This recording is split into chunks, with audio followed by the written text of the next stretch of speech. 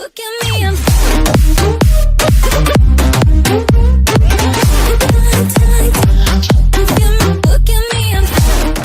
No NFL team is perfect.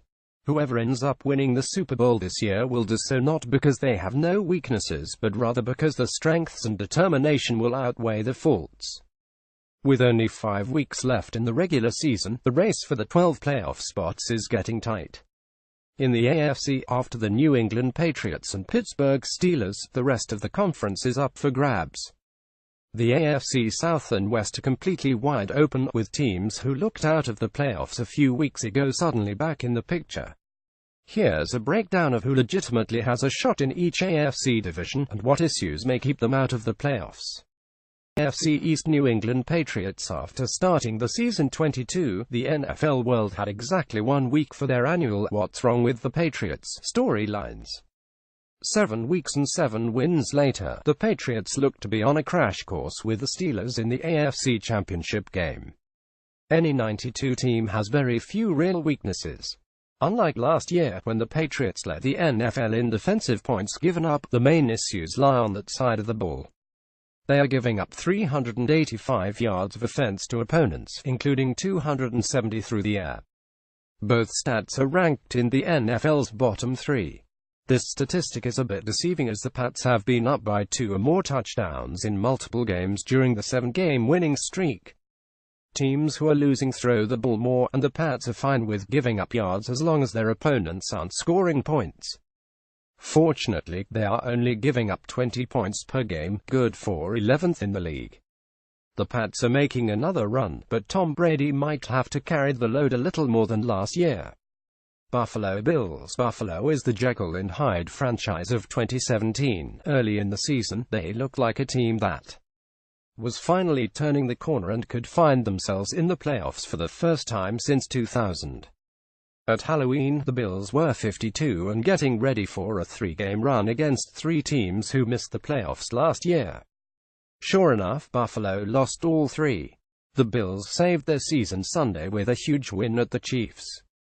At 65, they are squarely in the playoff picture. What did they have to do over the next 5 weeks to secure the first playoff berth in 17 years? Buffalo is one of those rare teams with a winning record, yet has been outscored by opponents. Their offense and defense both rank in the NFL's bottom 5th. They are giving up almost 60 more yards a game than they are earning. During that 3-game losing streak, they gave up 34, 47, and 54 points to the Jets, Saints, and Chargers respectively. The defense came to play Sunday, allowing only 10 points to the struggling Chiefs. But the offense mustered only 16 points to squeak out a win. The Bills play New England twice during the next 5 games, which would make you believe they won't make the playoffs. But their other 3 games are 2 against Miami and the Colts at home. They have a legitimate shot at going 97 and getting into the postseason, since the AFC is top-heavy this year. AFC North: Pittsburgh Steelers. Ben Roethlisberger just doesn't have it anymore. Yeah, right. The Steelers have won 6 in a row since Big Ben announced he isn't the quarterback he used to be. They're sitting at 92 and are walking away with the division. I have little doubt that home field advantage is on the minds of Mike Tomlin's team. They have few weaknesses. Statistically, they are highly ranked in most major categories on offense and defense. They don't have a lot of serious injuries as we head down the stretch. Rookie standout Juju Smith-Schuster didn't play Sunday, but usually hamstring injuries don't last more than a few weeks. The suspension of right tackle Marcus Gilbert for performance-enhancing drugs is an issue for the next 3 weeks.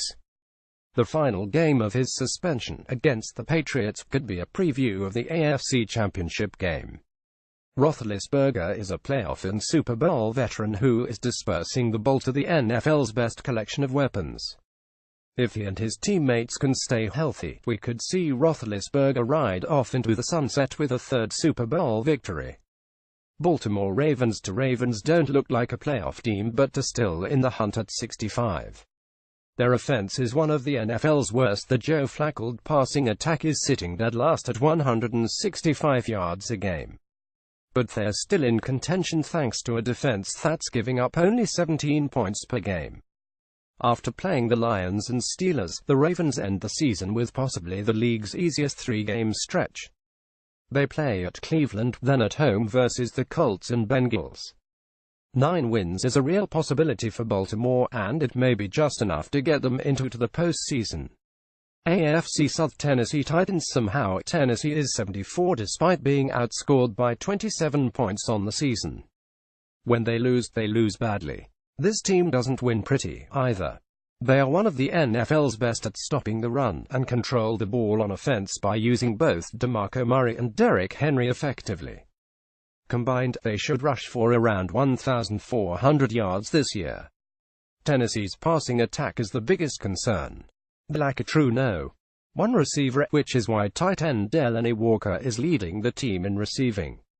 Teams without multiple weapons on the outside don't get far in the NFL's postseason.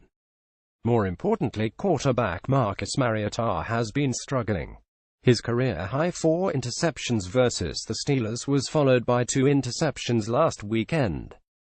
He's thrown 8 interceptions in his last 4 games. By contrast, He has only thrown 9 touchdowns all season. Jacksonville Jaguars. Jaguars have the NFL's best team-worst quarterback combination.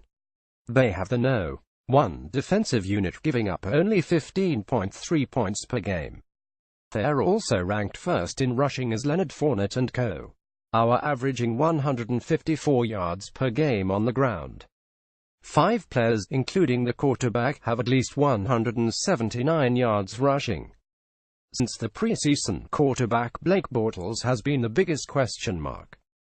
It's a significant issue given the Jaguars are built to win now in almost every other area. His saving grace is that his interceptions and sacks are down this year, but so are his touchdowns and yards. He's also helping with his legs, something that shouldn't be overlooked. A quarterback who can run. Bortles has 257 rushing yards, can be extremely effective getting key first downs and touchdowns in close playoff games. AFC West. Kansas City Chiefs. The Chiefs have taken the 2016 Vikings role as the squad with the hottest start to the year, followed by a dreadful middle third of the season. They've lost 3 in a row, including a rare Andy Reid loss after a bye week. The only team to beat the Eagles has lost to Dallas, the Giants, and the Bills in its last 3 games. This team is falling fast. Defense has been poor most of the year, and their offense has gone dry since Halloween. They rank 27th in total defense, struggling to stop both the run and pass. In the last 3 games, the Chiefs have averaged only 13 points. Their traditional spread-coast offense seems to have been figured out by opposing defenses.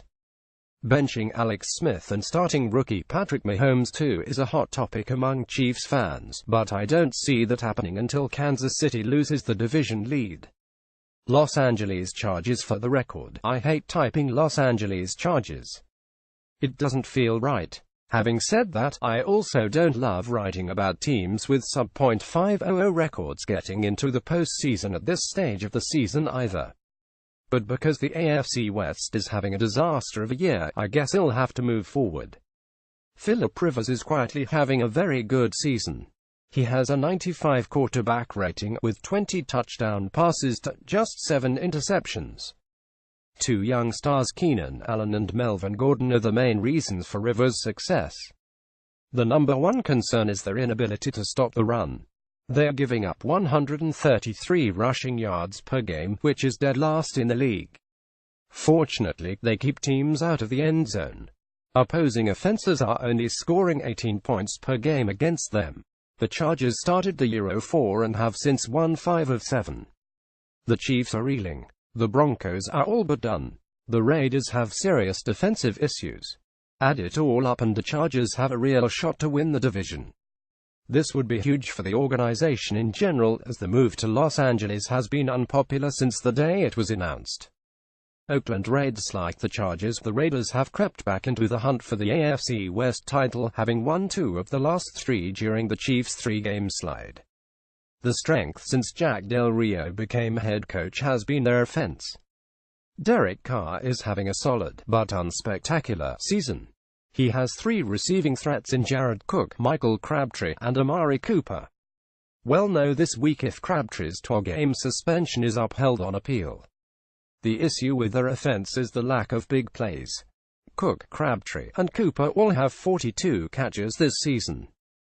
Cook, a tight end, is leading the team in yards per catch average at 12.8. That's almost never a good sign. The main story this year in Oakland has been the defense. They are ranked 24th in total defense, which is one reason why defensive coordinator Ken Norton Jr. was fired last week. The Raiders should win this week versus the Giants, and then they'll head to Kansas City for a game which could decide their season's fate.